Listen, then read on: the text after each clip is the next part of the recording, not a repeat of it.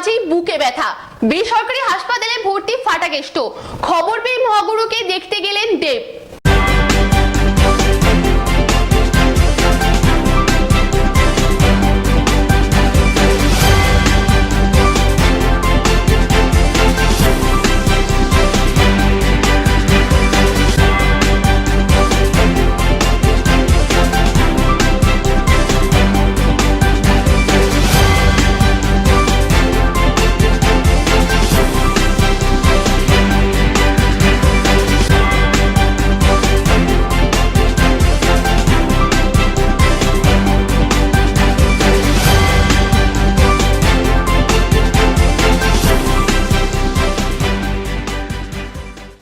মিঠুনদা ভালো আছে, সুস্থ আছে এবং লাস্ট যেরকমভাবে দেখেছিলাম সেরকমই মজায় আছে।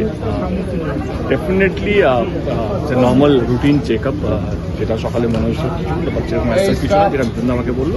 অ্যান্ড ডেফিনেটলি মিঠুনদার কী বলবো, তাতে ঠিক হয়ে যাক এটা ঠাকুরের কাছে প্রার্থনা করবো। যেটা বললাম মিঠুনদা আমার বাবারই মতো, সেজন্য আমার আর মিঠুনদার সম্পর্ক কমপ্লিটলি হয়তো শব্দ দিয়ে বোঝানো যাবে না। আমি ঠাকুরের কাছে প্রার্থনা করবো ওনাকে তাড়াতাড়ি সুস্থ করে দিই।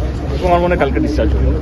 ভিন্ন রাজনীতির মানুষ তবুও অভিনয়ের জগতের আপনার সহকর্মী, কি দেখবেন এই যে সৌজন্যতা বোধ একটা? আমি যেই রাজনীতিতে সম্পর্ককে সম্মান দেয় না সেই রাজনীতি আমি করি না। আমি এটা আজকে নয়, আমি 10 বছর ধরে এটা আজকে নয়, এটা আমার 10 বছরের যে যা বলবো পালন করে এসেছি।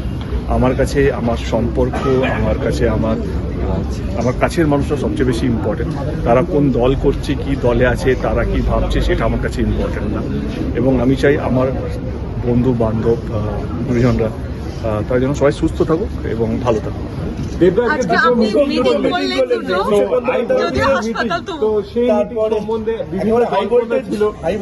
আমি আজকে একটাই কথা বলবো, যেটা আমি লাস্ট যখন এয়ারপোর্ট থেকে বেরিয়ে বলেছিলাম কি আমি চাইলেও যে আমি বেরিয়ে যাবো বা আমি দাঁড়াবো না সেটা হবে না। দিদির মতামত খুব ইম্পর্টেন্ট। আজকের জন্য একটা লাইনই বলতে পারবো বা বলতে চাই কে যা বুঝতে পারছি, যা দেখতে পাচ্ছি, আমি রাজনীতি ছাড়লেও আমার মনে হয় রাজনীতি আমাকে ছাড়বে না।